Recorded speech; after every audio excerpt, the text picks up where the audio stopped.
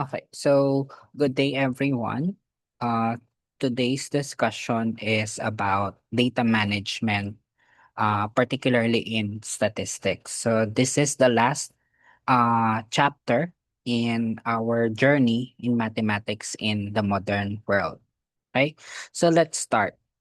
So this chapter is composed of three lessons, which is about measures of central tendency, measures of variability, and correlation. Okay, so let's start.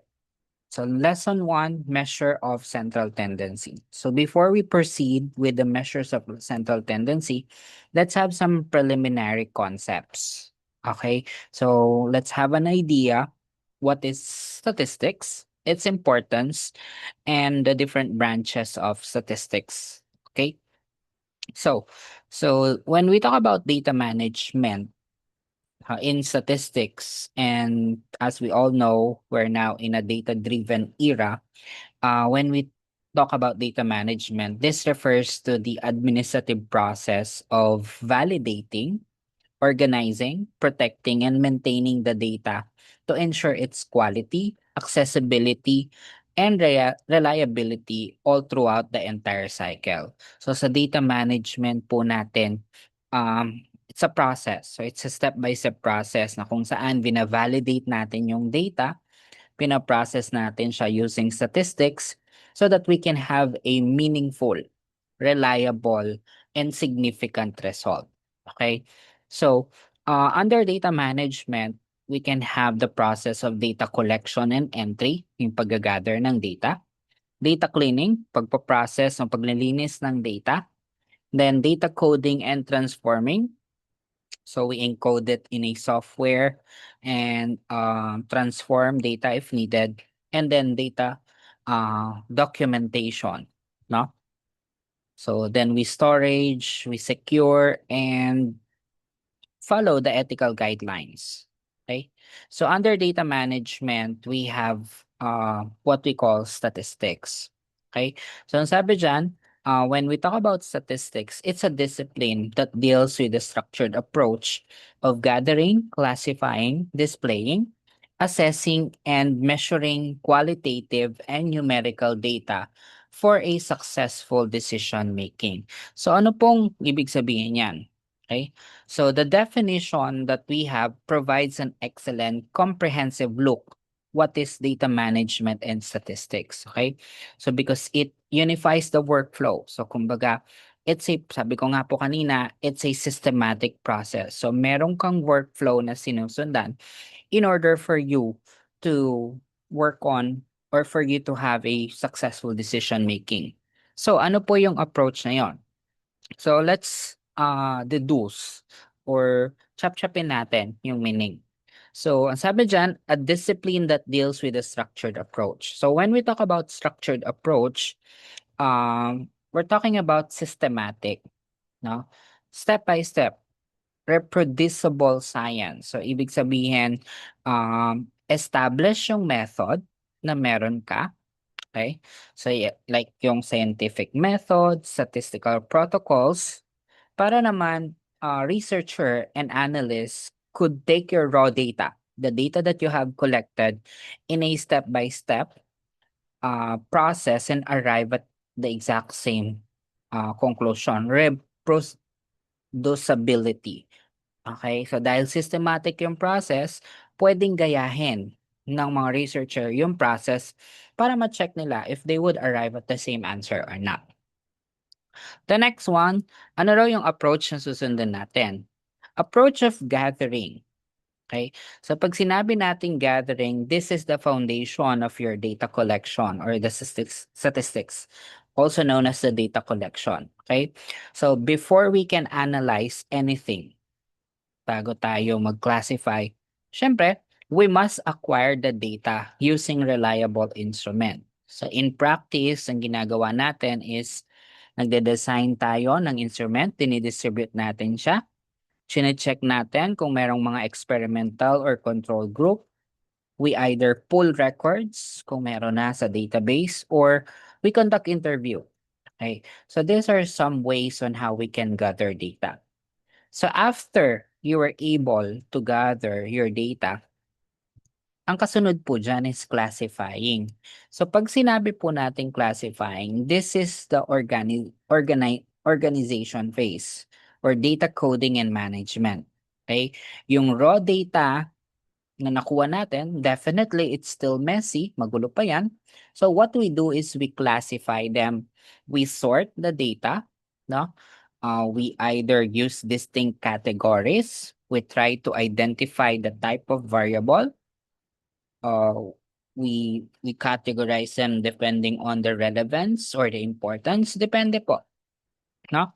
So in practice, ang ginagawa natin, we group your data either according to their demographic profile, no? Levels of measurement or Likert scale coding. So we do have a different lot of ways on how we can classify your data. And after you classify, the next step is displaying. So when we talk about displaying, this is the descriptive statistics and data visualizations. Okay? So as a human being, we cannot digest if somebody present a spreadsheet with 10,000 rows or millions of rows.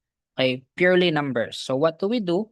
Is we try to display the data by presenting uh we present it in a way that it can be easily seen by a human eye, and there can be a recognizable pattern, trends, or anomalies. So usually ginagamitan natin yan ng frequency distribution table, bar graphs, histogram, pie chart, scatter plot, and many more. Okay? Then next one is assessing and measuring. Okay. So this is the core for inferential statistics or deep analysis. So pag sinabi nating inferential is we try to associate the descriptive findings, okay, from a smaller group to a bigger population. Okay. So once we're able to display and describe the data, now we must test our hypothesis and measure the relationship between variabilities. Is there differences?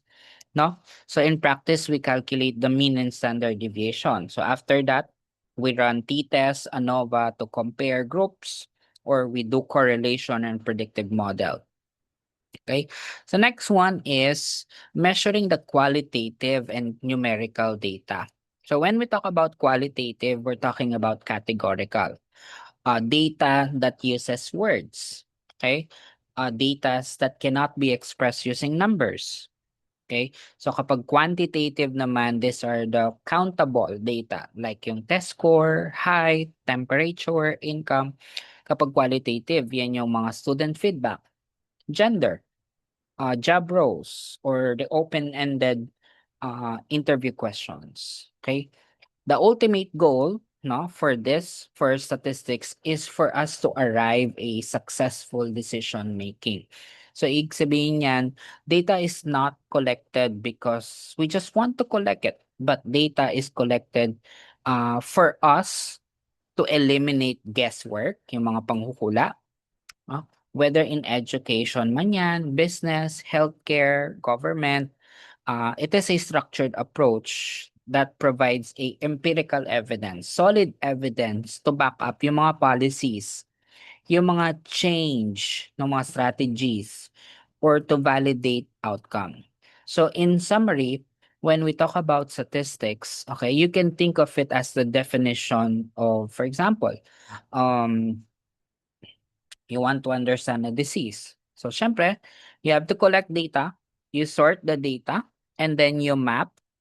Then you look for patterns, no? Once you look for patterns, you test if your theory or hypothesis is correct. Then from there, you can have a decision or proper decision making. So yun po si statistics. Okay?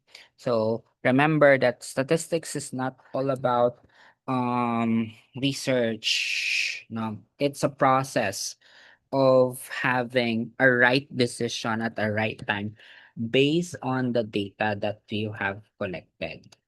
Okay? So tandaan po natin yan. Next one. Let's talk about the importance of statistics in some field. So, meron po tayong mga some examples, no? Kung paano po nagamit si statistics, bakit importante si stat sa mga field na to. Okay? So, let's start with politics. Okay, so sabi po dyan, politics, the basis of the election of candidate depends on the survey made by pollster to predict the outcome and record the voters' preference. So, ibig sabihin po niyan is in politics, no, yung mga campaign and governance are heavily data-driven. No? So, they do not rely, yung mga candidates natin, yung mga tumatakbong politiko, hindi naman nagre-rely yan sa mga hula lang. Okay? So, they check yung mga surveys. Sino ba yung matunog? Ano ba yung kailangan ng tao? Ano ba yung preference nila? Okay? So, ganyan po natin kinukuha. Ang ginagamit si stat sa politics. Okay? So, makikita natin, syempre, ikaw, there are three candidates in your area. Nakita mo sa survey na si candidate A mas gusto ng mga tao. So, what you do is you try to explore bakit gusto nila yung taong yon. Then, you find out na, okay pala siya. So, you incline. Some some naman is nagde-depend lang sila sa survey. Dahil mataas si candidate A, siya na lang iboboto ko dahil karamihan naman gusto siya. No, kung ayaw naman natin ng own preferences. Right? So, it helps us to make decision. Next one, in market research. Okay? So, in market research, we try to understand consumer demand. Okay? So, to assess the right product, survey includes the study or includes the forecast customer preference. So dito naman po, 'di ba? Before we open a business or launch a new product or service, ano pong ginagawa natin? We must understand the market landscape. Ano ba yung meron doon? Okay? Ano ba yung gusto ng mga tao? Ano ba yung kulang? So statistics bridges the gap between the company that thinks consumer what they want, okay, and what they need. Okay, kung ano yung kailangan or kung ano yung gusto nila. Okay? So, testing a product concept or ano, a statistical sample is good because makikita natin ano ba yung gusto diyan? Ano ba yung pwede sa area? Okay? Next one, healthcare. Sa healthcare, health experts are undertaking an analysis to assess the effectiveness of a various medication, no? In the management of a specific disease. So dito tinitignan natin evidence-based medicine and patient care. So sa healthcare, alam naman natin, importante. One of the important aspect is healthcare. So we use statistics to analyze, okay, uh, health-related information because this is a life and death matter. So medical advances relies on entirely on isolating variables to prove a cause. Okay? For example, mga clinical trials, no? So we use rigorous statistical methods, no, to determine whether the new developed medicine or drug or vaccine is genuinely effective or if patient recover was just a coincidence, nagkataon lang or talagang effective yung gamot. Okay? So sa public health, ginagamit po natin si statistics to track the spread of disease. Okay? Yung morbidity rate, gaano kabilis kumalat yung sakit. Minamap natin sa yung outbreak, chine-check natin yung efficiency ng healthcare intervention, kung effective ba o hindi. Now, across different population, so we have the subject biostatistics for that. Now, in engineering. So engineers are measuring the consistency of the goods by checking those products and report the effects of the process. So quality control and system optimization sa engineering. So engineers utilize statistics to ensure safe yung product. reliable, efficient kapag minanufacture or dinesign or in the structural design. Okay? So, ganun po. So, we use statistical process control na kung saan ah chine-check ng mga engineer kung consistent ba yung goodness ng product, yung quality. So they do random sampling. Okay? So this would allow them to spot variation or defects. Then reliability naman ginagamit po nila yan to check kung gaano katagal or tumatagal yung lifespan ng isang material. Okay? Eh kung madali lang naman siyang masira, so it's not reliable. Next one, in economy. Economists creates a forecasting method to estimate and project economic development of the region. So, modeling growth and policy making ang pinag-uusapan natin in economy. So, yung mga ekonomista, gumagamit sila ng quantitative science, no? In order for them to rely on macroeconomic indicators to steer the fiscal and monetary policy. So, chinecheck ng mga ekonomista kung anong galaw ng pera. Okay? Kasama dyan yung growth ng isang bansa, yung domestic products, inflation rate, dami ng mga unemployed, ano ba yung market trend. Okay? So nagagamit din sa economics si stat policy making. Ano ba yung mga specific economic policy na kailangan nating implement? Okay, remember, gaya na lang ngayon, 'di ba? We have a crisis in oil, no? Masyadong mataas ang presyo ng gas, ng oil products. So, anong nagiging uh, news ngayon, 'di ba? Merong mga panawagan na ah, ibasura yung oil deregulation law or tanggalan ng value added tax ang oil products para lang mapababa yung presyo ng mga produktong langis. O kaya naman, 'di ba, yung mga first part nung taon nakakarinig tayo ng balita na yung US President is impose ng tariff sa mga bansa. Okay, kagaya sa Pilipinas, kung di po ako nagkakamali, ang inimpose na additional tariff is around 9 or 10%. Ibig sabihin, lahat ng produktong natin, na produkto ng Pilipinas na na-export sa US, may patong na 10%. Okay, so anong nangyayari? Nagiging mahal yung bilihin. At kapag nakita ng mga US consumer na mahal yung produkto, so there is a tendency na hindi nila bibilin yung product. Okay? So, ganun po. Now, in education, we as teachers can rely on the most recent collection of student test scores, use statistics to calculate the average student performance. Okay? So, we evaluate the effectiveness of our teaching method and student achievement. So, ginagamit namin yan to compute your grades. We use your raw scores to diagnose or to create a diagnostic test to check whether you improve or not. No? In architecture naman, ginagamit daw yan to gather data from a variety of source, uh, most often directly from consumers, and then determine the piece of information that will help us create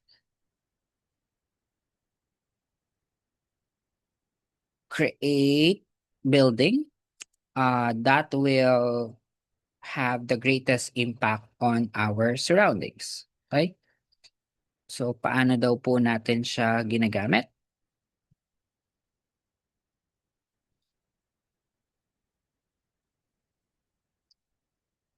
So, modern architecture extends far beyond aesthetics, no? Na kung saan they rely on data to create space that are functional, sustainable, and highly optimized to their occupants. So, human-centric and data-driven design. So, kung ano yung gusto yun yung nasusunod.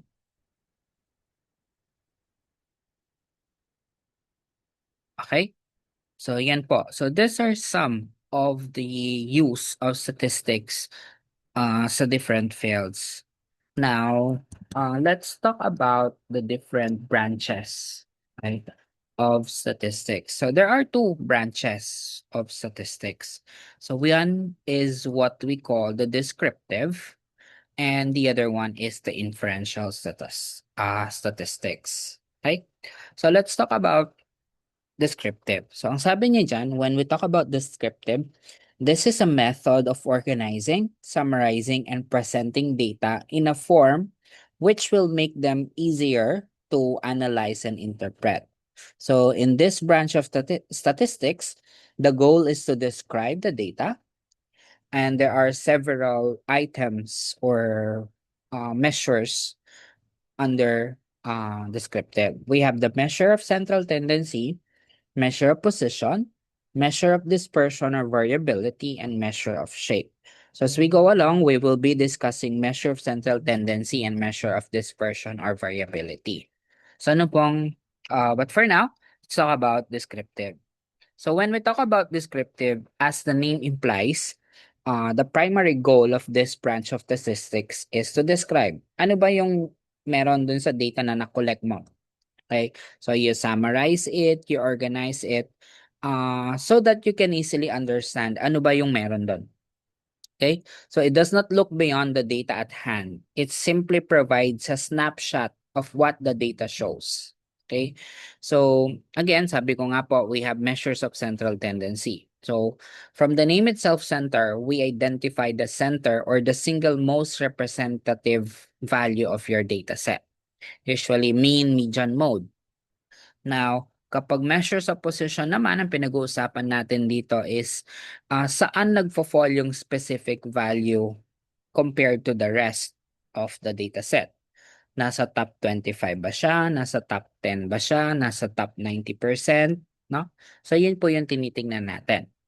Then, measures of dispersion or variability. Dito po tinitingnan natin how closeness or how scattered the data are. Magkakalapit ba sila from the center? Okay? So, malapit ba sila sa mean or malayo sila sa mean? No? Then we have this shape, measure of shape. Dito naman po pinag-uusapan natin is yung symmetric ba yan? No? So, ano yung flat ba siya or may peak ba na tinatawag? No? Then the next one is inferential statistics. So sabi dito, when we talk about inferential, this refers to drawing a valid conclusion or inferences about a population based on a representative sample systematically taken from the same population. So it includes correlation and regression analysis. So in short, kung si descriptive, we're looking inward at the data that we already have. Sa inferential, we look outward. It means na kung ano yung nakuha natin kay descriptive, ina-associate natin siya in a larger group. Okay? For example, nag-exam kayo. No, kumuha ko ng 10 student. Out of 40 plus kayo, kumuha lang ako ng 10 students. Kung ano man yung nakuha ko sa 10 students na yon, I would generalize it to the entire class. That is what we call inferencing or inferential. So you analyze the sample, then you generalize it, you associate the descriptive that you've got in a particular population for making prediction, generalization, or decision about the entire population. Okay? So yan po. Now, there are two types. In terms of data manner presentation naman, dalawa po yan. So we have the ungrouped data or all what we call the raw data. So ito yung actual data na kinolect na natin. A set of array of things or observation that has not undergone any classification. So ito yung, kumbaga, kung nagluluto ka, ito yung binili mong mga ingredients sa palengke. So hindi mo pa na-sort, hindi mo pa nahiwa, hindi mo pa natanggal sa plastic, no? So those are ungrouped data. Okay? So kapag group data naman po, ito yung mga na-organize na. Okay? So classify mo na lang siya, na-categorize mo na siya. So kumbaga, na ano mo na kung anong uunahin mo. Pangalawa, you group them either according to their demographic profile, according to their belief, and so on and so forth. Okay? So these are um, information or the preliminary information. Now, let's talk about measures of central tendency. So sabi ko nga po kanina, when we talk about measures of central tendency, we identify the center or the single most representative value of your data. Okay? So a measure of central tendency is a summary statistics that represents the center point or the typical value of your data set. Ano yung pinakagitna? Ano yung mas marami? Okay? So these measures indicate where most value in the distribution fall, halos saan sila, and are also referred to as the central location, yung pinakagitna. So there are three most common measures. We have the mean, or also known as the arithmetic mean or average. This is the most commonly used central tendency. So they uh, simply get the sum of your observation and then divide it by the number of observation. So in short, i-add mo lahat ng observation mo and then divided by kung ilan sila. Take note that mean are affected by outliers or extreme values. Kung may sobrang taas or sobrang baba na value, affected yung magiging result mo. Next one is the median. The median or the middle value or the center of your data set. So ito yung pinakagitna. So you need to arrange the data set and find the middle part or yung pinakagitna po. Mode naman is the most frequent value in your data set. Ito yung, kumbaga, ito yung mga pinakamarami. Ano yung pinakamaraming value? In other words. Now, to compute, ito po sila. So, the next part are computation already. Now, basic computation lang po tayo. So, let's compute for the mean and arithmetic mean. Okay? So, the symbol for mean is an X with a bar on top of it. No? Kaya po X bar siya. So to find the mean of the ungrouped data set, you use X bar is equal to the summation of all your data or sigma X over N. So sigma stands for summation of all your data. Ibig sabihin you add them all and then you divide it by the number of cases or data. So dalawa lang step niyan. Get the sum of all your data set and then divide it by the number of your data set. No? For example, you have 6 friends in a biology class, okay, of 20 students. So your friends received a scores or grade of 92, 84, 65, 76, 88, and 90. So we're tasked to find the mean of the average of the test scores of your 6 friends. Okay? So step number 1, i-add lang po natin yan. So 92 plus 84 plus 65 plus 76 plus 88 plus 90 and then divided by the number. So dahil 6 sila, so divided by 6. Okay? So the average is 82.5. So therefore, the mean score of the 6 students in a biology class is 82.5. 2 decimal places po tayo. I repeat, 2 decimal places po. Next, example number 2. A salesperson records the following daily expenditure during a 10-day trip. So we have to compute for the average expenditure of that salesperson for the past 10 days. So makikita niyo po sa screen niyo, no, yung table nung day 1 expense up to day 10. So solution, we add all of the expenses. So that's around 3,240.22. So divided by 10, in 10 days po yan. So the average expense is 324.02. Okay? So ayan po siya. Next. A group of teacher at a given school conducted a review on the number of absences in their students incurred during the first two quarters for the academic year 2025 to 2026. So they get random student samples, showed the number of absences. So ito po yung number of absences. So determine the data set mean. So add lang po natin sila. So 5 plus 7 and so on, you get 56 divided by 10. Then the answer is 5.6. So the average absenteeism is 5.6 days. Okay. Next one, X curl or the median. So this is an X with a curl on top of it. No? The median of the ungrouped data is rank list of a number of the data set.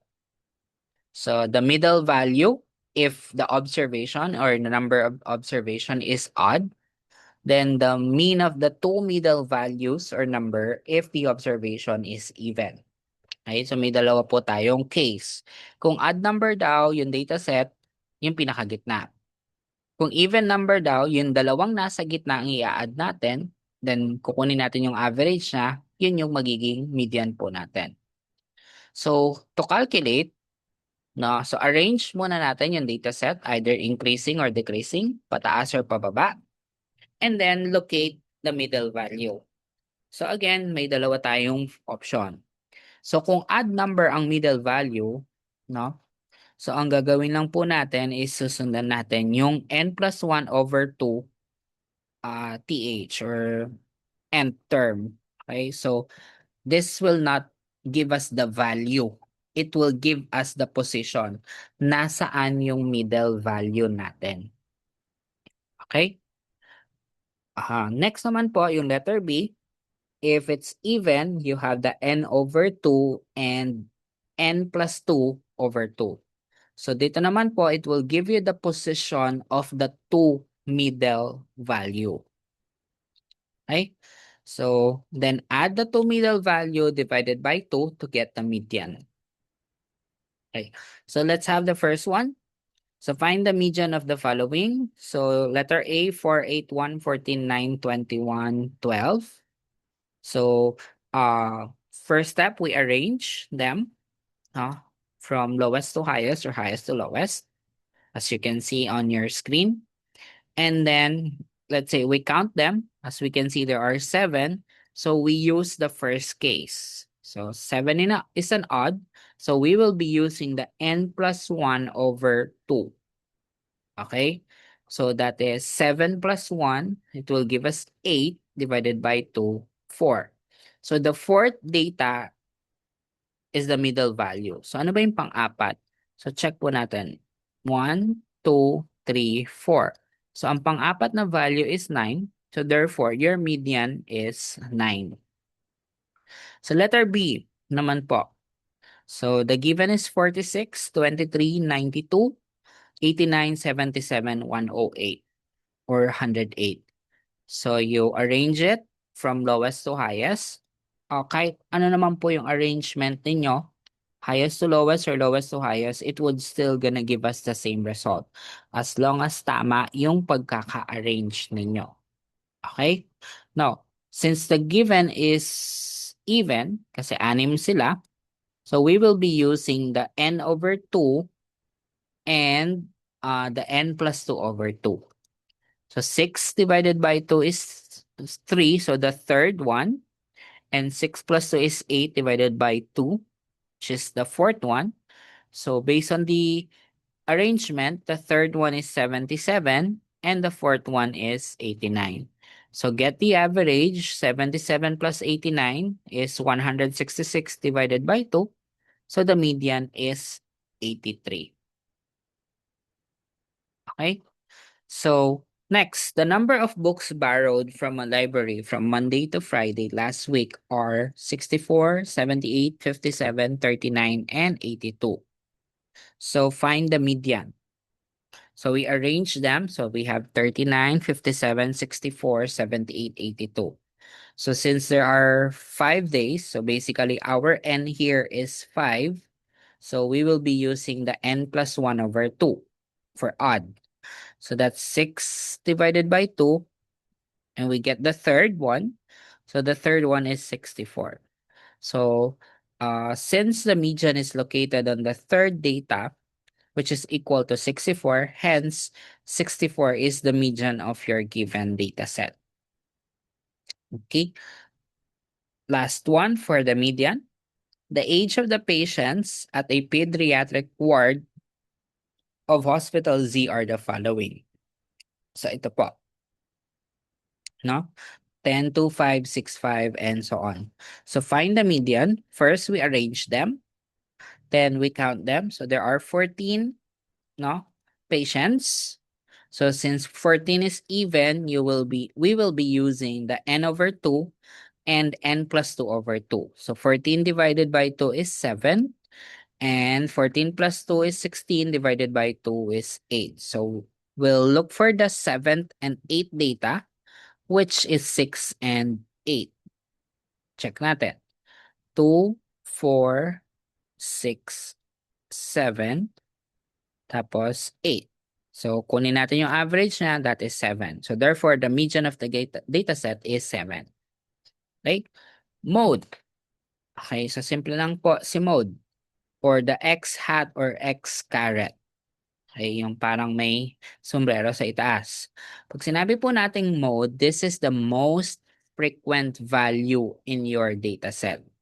Ito yung madalas na nakikita natin sa dataset.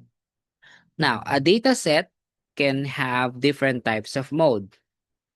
Kung distinct yung dataset, walang pare-pareho, we have no mode or distinct na sila. If there is one number occurred many times, maraming beses lumabas yung number na yon, we have one mode. Kung dalawa yung number na lumabas at the same time ng maraming beses, we have bimodal, then trimodal for 3 modes, and multimodal for 4 or more modes. So, lagi nyo po tandaan, most frequent value, pinakamadalas lumabas na value sa dataset. Okay? Next, find the mode of the data of the following list. Sa letter A, by observation, makikita natin si 15. Okay? Uh, Lumabas ng 3 beses. Other than that, si 21, 2 beses lumabas. But by definition, most frequent, 15 ang pinakamarami. So, 15 will be our mode. Okay? So, letter B, no mode siya because each of the data in the data set appeared once. Isang beses lang. Walang nagdoble, walang nagtriple, and so on. For the letter C, 3 is considered to be our mode because it appeared 5 times.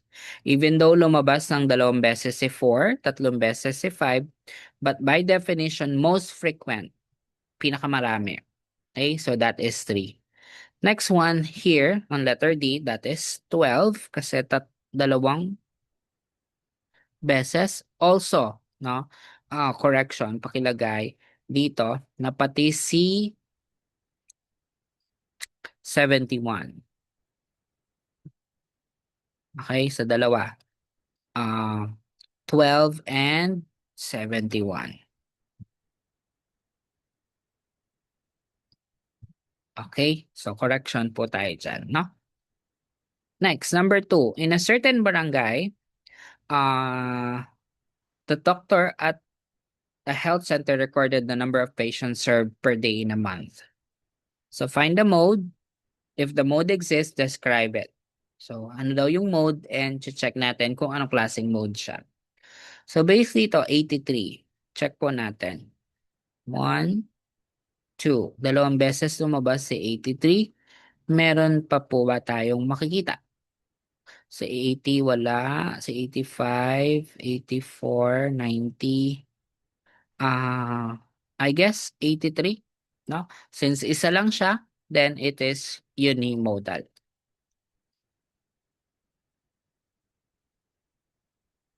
Okay.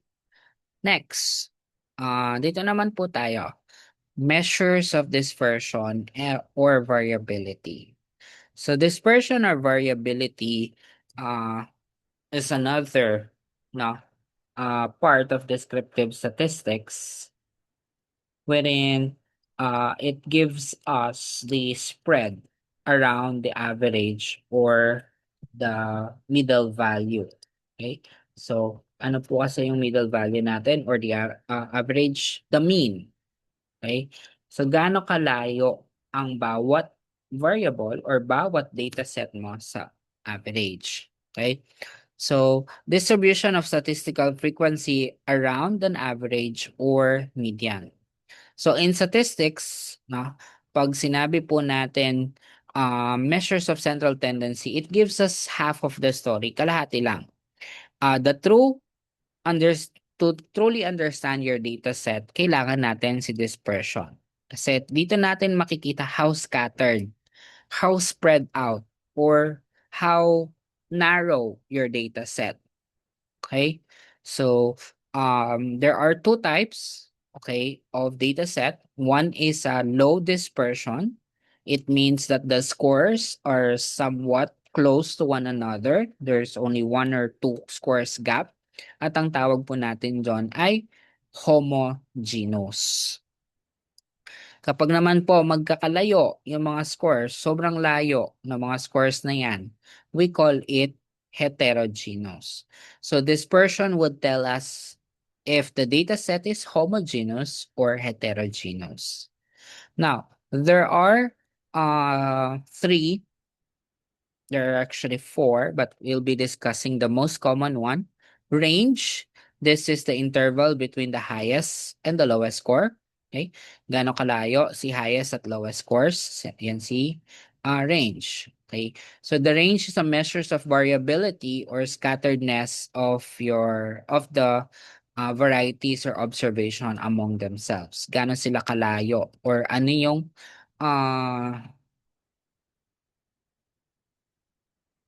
would tell us yung spread out. Okay? So an index of variability, when the range is more, the group is more variable. So kapag mataas yung range mo, ibig sabihin, medyo may pagka-hetero. But it will not confirm if it's hetero or not. Okay? So it will give you an idea na pwedeng hetero, pwede. No? Kapag smaller naman yung range, more likely homogeneous po yan. Now, our basis for homogeneity and heterogeneity is the variance and standard deviation. So the variance is the squared distance from the mean and standard deviation is the square root, no? So later on, once we check, makikita po natin yan. Kapag mataas ang standard deviation mo, ibig sabihin heterogeneous. Kapag mababa ang standard deviation or ang variance mo, ibig sabihin homogeneous ang dataset. Okay? So for range, again, sabi ko nga po, subtract lang natin si lowest score sa highest score. So HV minus LV. So you have to identify anong highest value and lowest value, then subtract. Okay? So the score of the intelligence test given to a group of 8 students are listed below. So what is the range? So ano pong highest? 90 at ang lowest 70. So the range is 20. So ibig sabihin, naglalaro ang mga scores ng mga bata from 90 to 70 at ang pagitan is 20. Okay? So find the range of the given data set. So locate the highest value, which is 86, and the lowest one, which is 32. So 54. Dahil mataas yung range, there is a tendency na heterogeneous yan kapag niran natin yung variability or yung variance and standard deviation. Now, paano po natin niraran yan? Yung variance at standard deviation.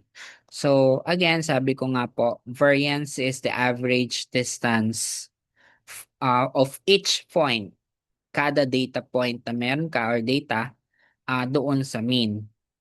Now, standard deviation would tell us how spread out the data set. Gaano kalayo ang bawat isa.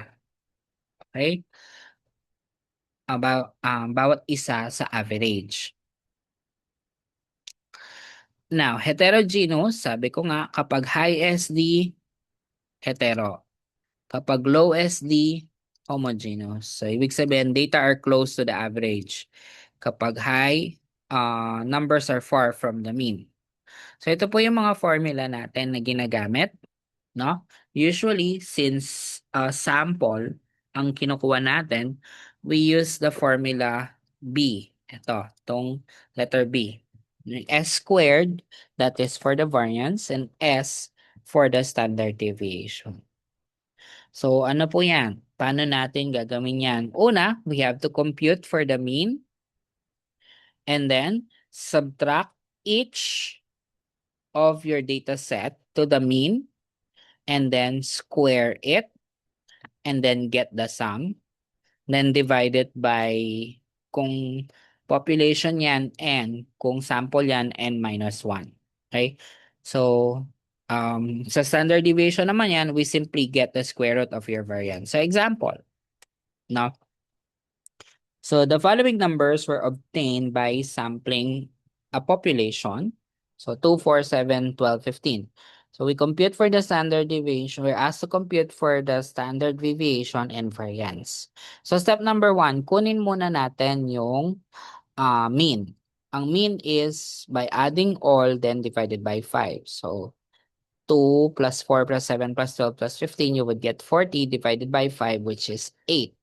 Okay? Step number 2, ang sabi, i-subtract daw lahat natin ng values sa mean. Okay?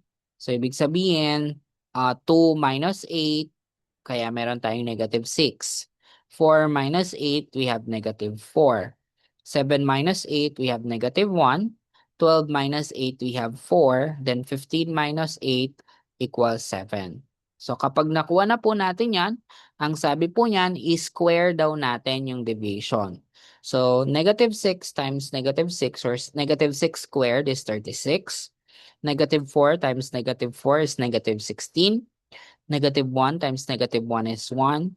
4 times 4 is 16. Then 7 times 7 is 49. So after that, kunin daw natin yung total. So 36 plus 16 plus 1 plus 16 plus 49, you'll get 118.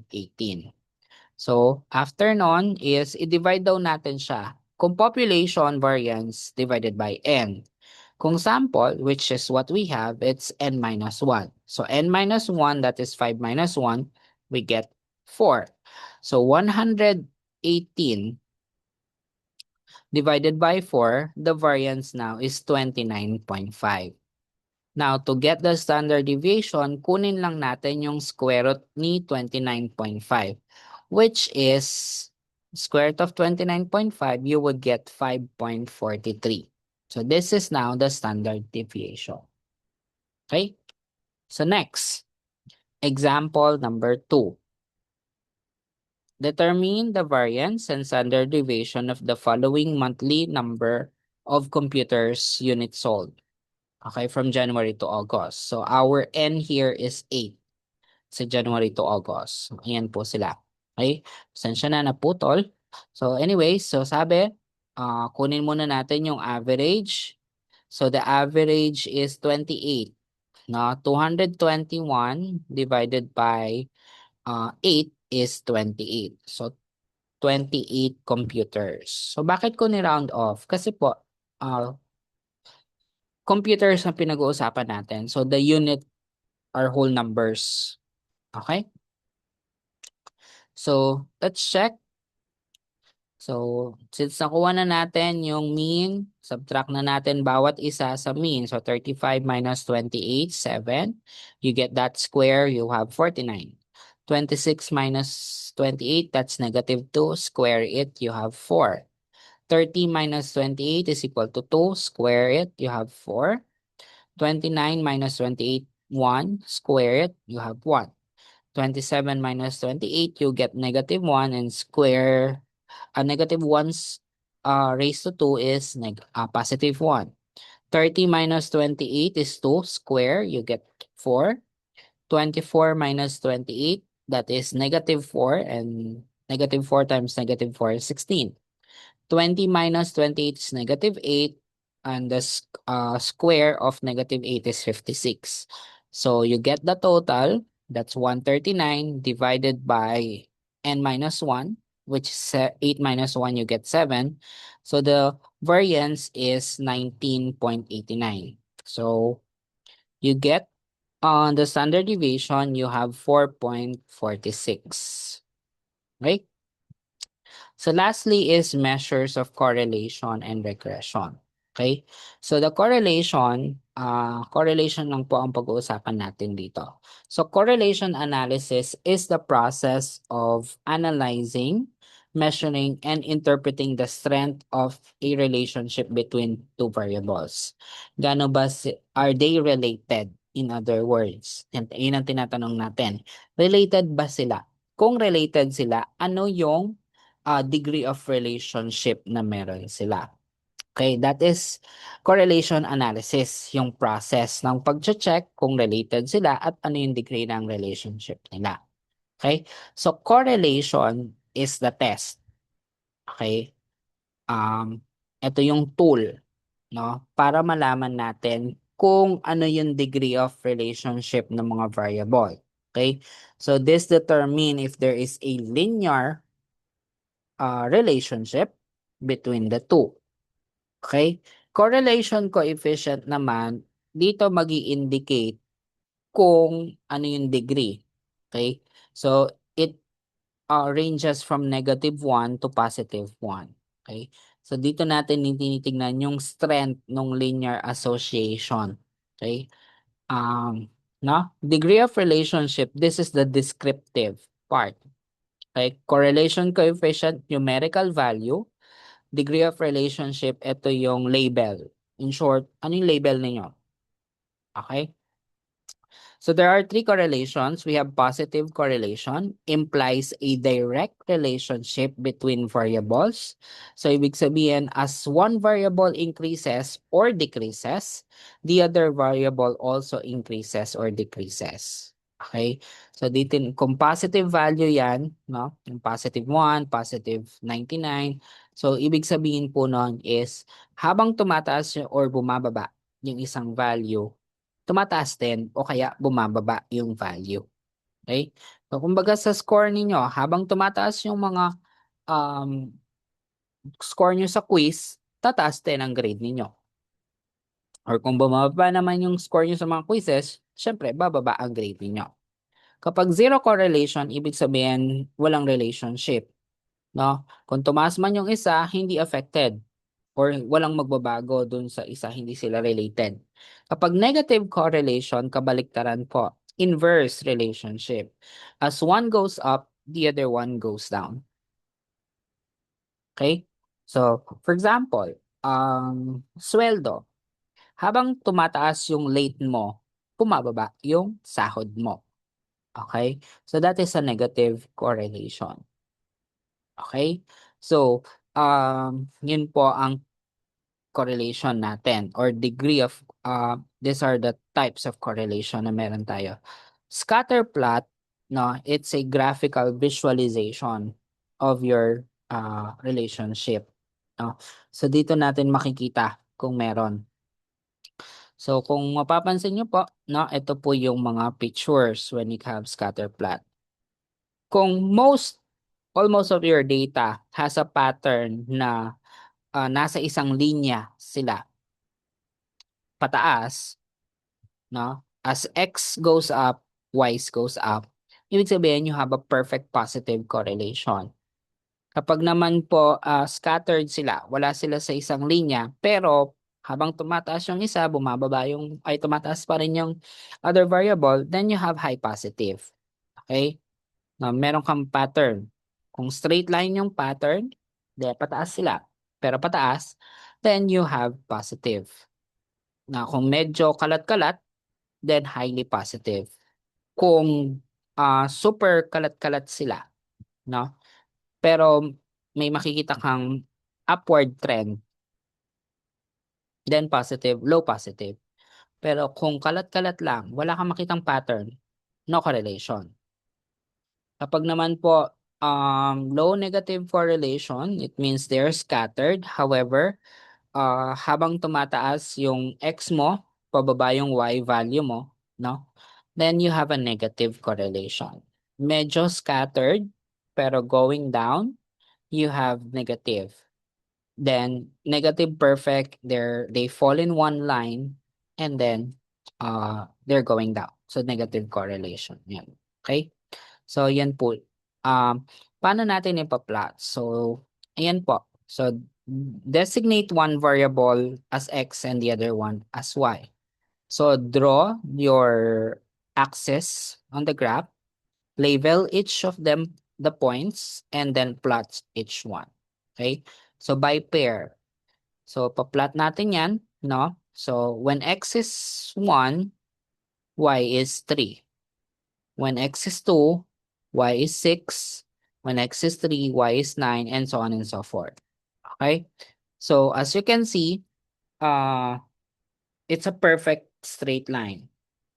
Okay? So ibig sabihin, you have a positive perfect correlation. Okay? Kung negative naman yan, negative correlation. So habang tumataas si x, kung makikita nyo, 1, 2, 3, 4, 5, pababa naman si y. So 18, 15. No? So 1 is 18, 2 is 15, 3 is 13, and so on. So there is a downward trend. No? So this is a negative correlation. Kapag walang correlation, ganito ang itsura niyan. No? Labo-labo. Wala kang makitang pattern. Hindi mo alam kung pataas or pababa. At hindi line, wala kang line na ma-drawing. Okay? So zero correlation po siya. Now, Pearson product moment correlation or coefficient of correlation. It was introduced by Carl Pearson in 1857 to 1936. Okay, so he is considered as the founder of scientific science of statistics that arose in his research in mathematical biology or biometry. So nag-develop siya ng mathematical treatment to describe the relationship between variable. At that is the Pearson product moment correlation coefficient. Okay? So dito natin mako-compute kung ano yung actual coefficient, no? Na nung relationship. So sa scatter plot, makikita mo lang kung may positive or negative correlation or wala. Dito kay Pearson product moment coefficient of correlation, makikita natin ano talaga um, yung relationship nila. Madedescribe natin sila. Okay? So these are the interpretation. These are the values. No? Ito yung mga ranges natin. 1, 0.75 to 99, high positive or high negative. Depende yan. Kung positive yan, so positive 7.75. Kung negative yan, negative 0.75. And so on and so forth. Okay? So this is the formula that was introduced by Pearson R. So R is equal to N times the summation of the product of x and y minus summation of x, summation of y, product of summation of x and summation of y over the square root of n times the summation of x squared minus summation of x raised to 2 times n summation of y squared minus summation of y raised to 2. Okay, so ano pong mga difference niyan? Dito po sa summation of xy, no, kukunin mo muna yung product nila ng bawat isa and then i-add mo. Okay? So summation of x, lahat ng values ng x i-add mo. Summation of y, lahat ng values ni y i-add mo. Now, summation of x squared, no? Kukunin mo muna yung x squared and then i-add mo sila. Okay? Then, summation of y squared, kukunin mo muna yung y squared and then i-add mo sila. Okay? Dito naman po sa summation of x raised to 2, itong summation of x raised to 2, and then summation of y na to, raised to 2 din siya. Okay? So ito po yung step-by-step guide. Find the sum of x and y, summation of x and summation of y, and then square the summation. Kaya po meron tayong summation of x squared and summation of y squared. And then multiply x and y, and then get their sum. Then, square x and y and get their sum. And then substitute. Okay, so ito yung given table natin. The math scores are x and the y scores are the science. Okay? So ang sabi, kunin muna natin yung total lahat ng x. So that's 606. Then kunin natin lahat ng total ng y. That is 588. Okay? So next column, i-multiply natin si x and y. So 81 times 72, 72 times 70, and so on and so forth. And then kunin natin yung total. Ito yun. Sa x squared naman po, square natin yung x natin. So 81 times 81, 72 times 72, and so on and so forth. And then kapag nakuha mo na yon, you get the total. Ganun din po sa y squared. Multiply y to itself para makuha natin yung 5,184, 4,900, 6,400, or 6,400, 4,225, and so on. And then kunin mo lang yung total niya. Okay? So pag nakuha na po natin lahat yan, substitute na natin. Our n is 8. So 8 times summation of the product of x and y, which is 45,165, minus 606 kasi summation of x, minus or times 588, which is the summation of y, over the square root of 8, etong n, then 46,904, kasi nga po x squared, summation of x squared, and then minus the square of 602. Ulitin ko po. So that's 8 times 46,904 minus 606 raised to 2. Then times 8 times 43,680 minus 588 raised to 2. So using your calculator, you would get 0.92. So with R of 0.92, which is positive, check po natin, 0.92. So nagfo-fall po siya dito. Okay? So since positive siya, so there is a high positive correlation between the grades ng math and science. So another example, ito po. So given the data set, no?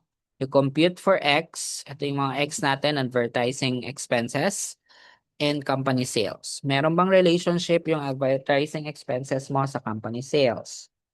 Okay? So you get the total of your expenses. That's summation of X, 28.6. Then company sales, which is Y, summation of Y, you have 2,953. Then get the product of X and Y. So 2.8 times 256, 2 times 224, 2.4 times 260. Makukuha nyo po yan. Then kunin nyo yung total. So that's summation of XY. So you get 7,102.4. Okay, 2 decimal places. Then X squared. So 2.8 raised to 2, 7.84. 2 raised to 2 is 4. 2.4 raised to 2 is 5.79. Up to December. Then kunin nyo yung total. Ganun din po sa Y. 265 squared, 224 squared, up to December, then get their total. Kapag nakuha na po natin lahat yan, then we substitute. Okay? So kung i-scatter plot po natin, there is a decreasing trend. Kita nyo po. No? So habang tumataas yung advertising expenses, which is ito, or habang bumababa yung advertising expenses mo, tumataas yung sales mo. Ito, no? So, performing the operation, you would get the 0.90. 0.90 is a high positive uh, correlation, no? Dapat negative to.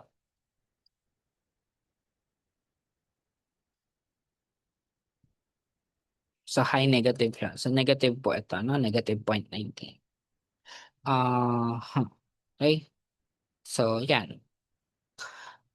Now, coefficient of determination.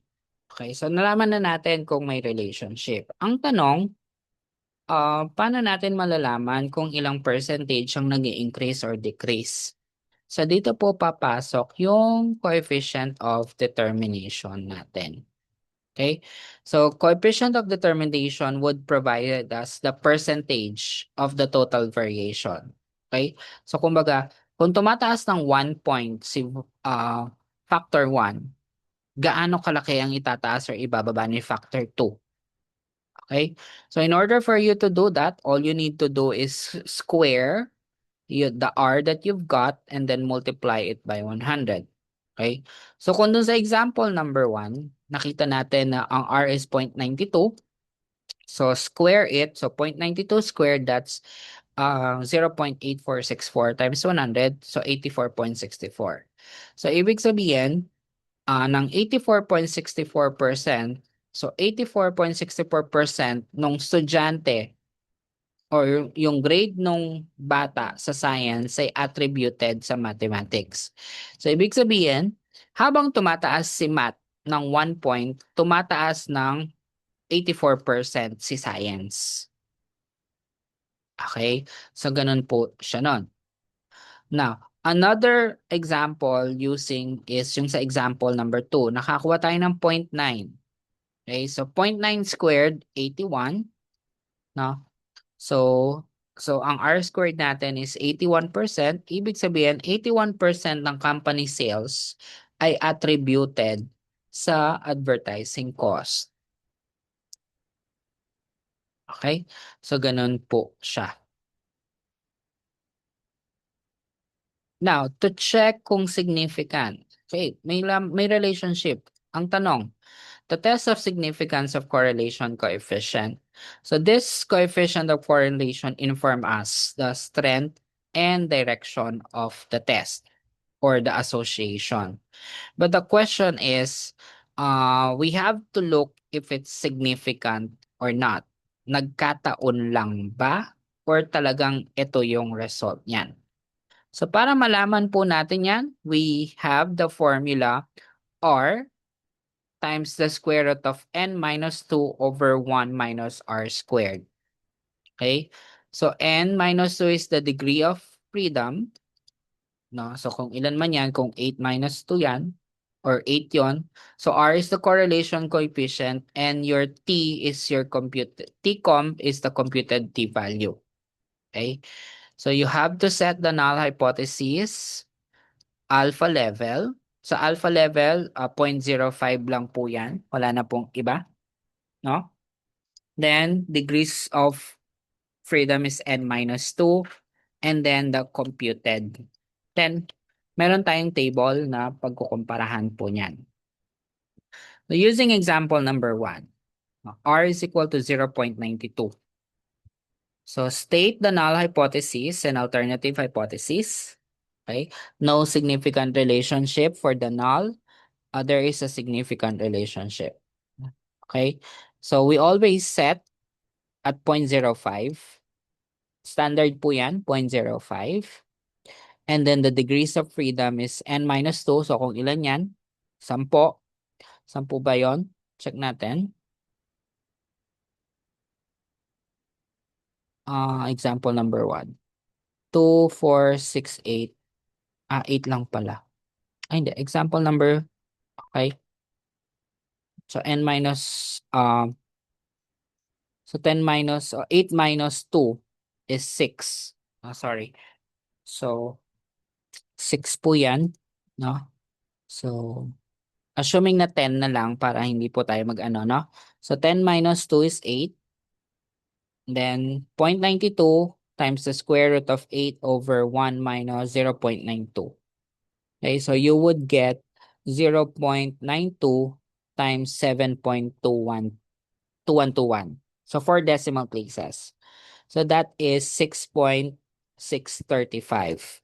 So the tabular value is 3.306. So paano po natin kukunin yan? Ito po yung tabular value natin. Okay? So, yan. So locate nyo lang po yung degrees of freedom, 8 po yung kanina, and then uh, 0.05, ito. So kung saan sila nag intersect yun po ang ating kukunin. Okay, so 8 under 0.05, two tails po tayo lagi. Hindi po tayo one-tailed, no? So, 8 ang DF mo. So, 8 papunta kay, ay sorry.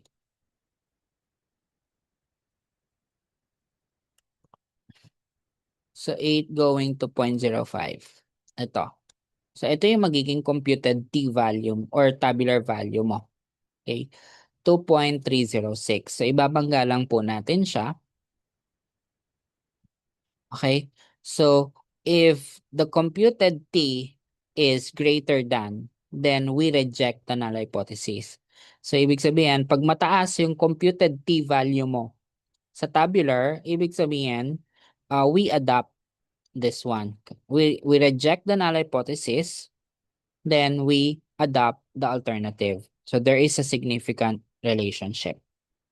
So, test of significance, for example, 90 po ang R natin.